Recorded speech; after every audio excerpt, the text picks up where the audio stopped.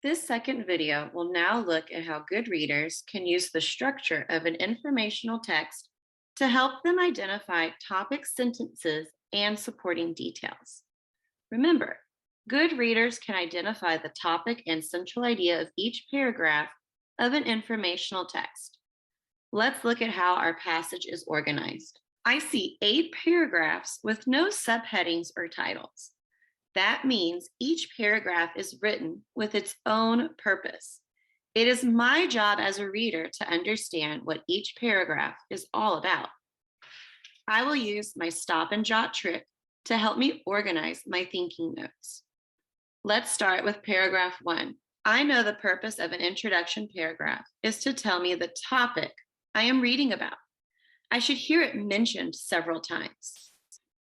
When it's hot outside, there's nothing better than ice cream to cool you down.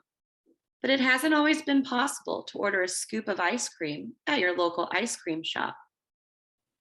As I was reading, I caught myself reading the word ice cream a lot, and I see it written all throughout the rest of my paragraphs. The topic of my reading is ice cream. Next, I know that paragraphs 2 through 7 are called the body paragraphs, and they are in the middle of my reading. This is where I will learn different things about ice cream and the history of it.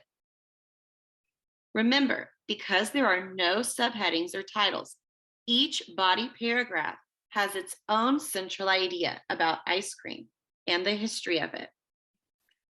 Last, I know that paragraph 8 is the conclusion because it is at the end.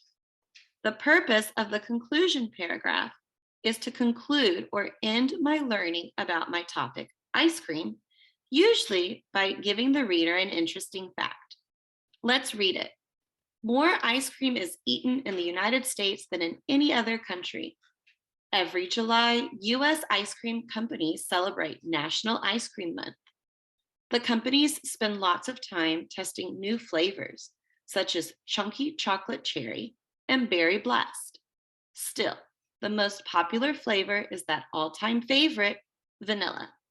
I learned 3 interesting facts about ice cream from that conclusion paragraph. First, that the United States eats the most ice cream. Second, July is National Ice Cream Month. And third, vanilla is the all-time favorite flavor. Now let's go back and focus our attention to learning about the history of ice cream within paragraphs 2 through 7. I know from previous years that writers will organize their ideas in a specific way in an informational paragraph. Let's underline our first sentence, the topic sentence. This sentence will help us identify what about the topic, ice cream, we are going to learn about.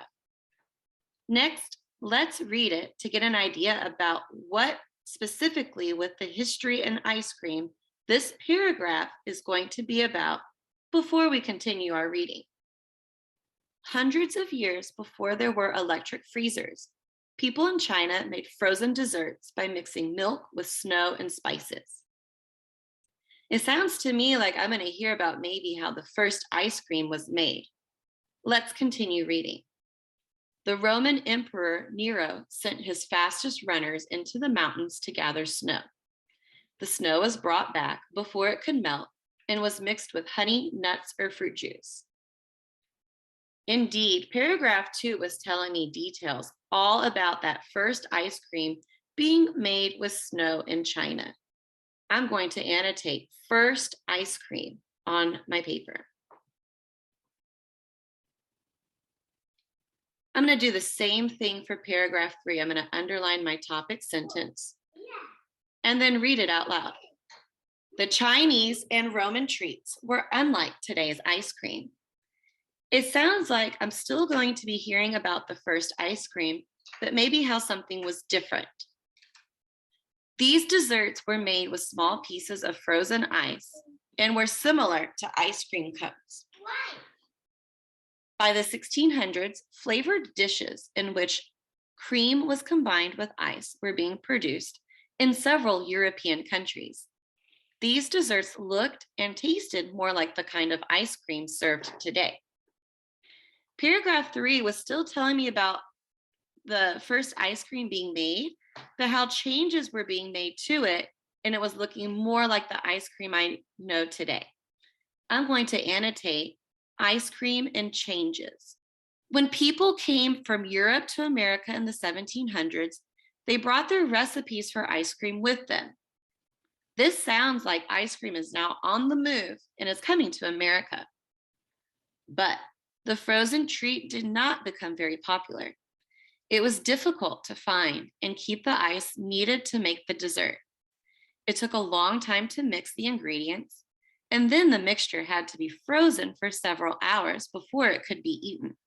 It sounds like ice cream coming to America wasn't as easy as it might have been in other countries. I'm going to also annotate the word problems with my notes. Paragraph 5 starts off with, all that changed thanks to Nancy Johnson of Pennsylvania. It sounds like Nancy is going to have a solution to the problems with ice cream in America. Let's continue reading.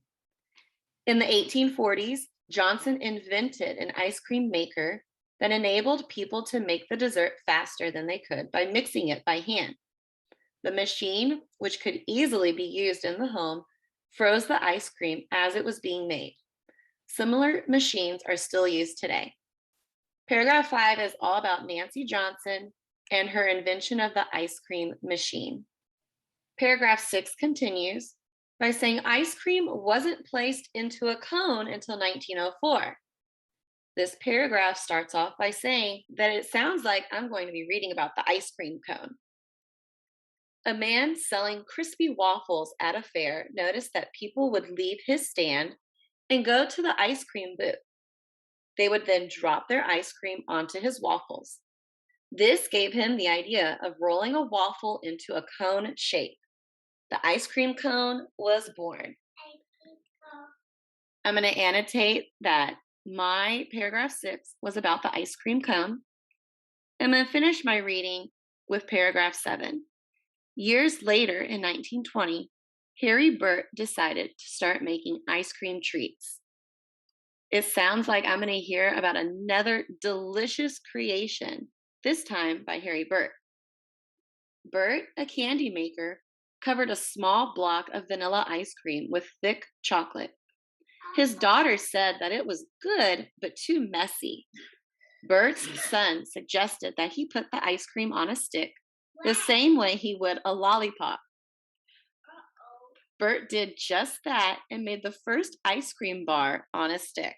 I'm going to stop and jot with my notes that paragraph 7 was all about the creation of ice cream treats. Now, using my stop and jot notes, let's put together a short summary of my reading. Remember, the purpose of this summary is to explain what you just read using your own words. This passage informed me about the history of ice cream and included details about the first ice cream that was made, the problems with ice cream when it came to America, and the invention of the ice cream machine, cone, and treats. Now I know that I have a good understanding about what it is I read about. In our next video, we will look closely at our questions and go back to look for evidence that answers specific questions about our passage.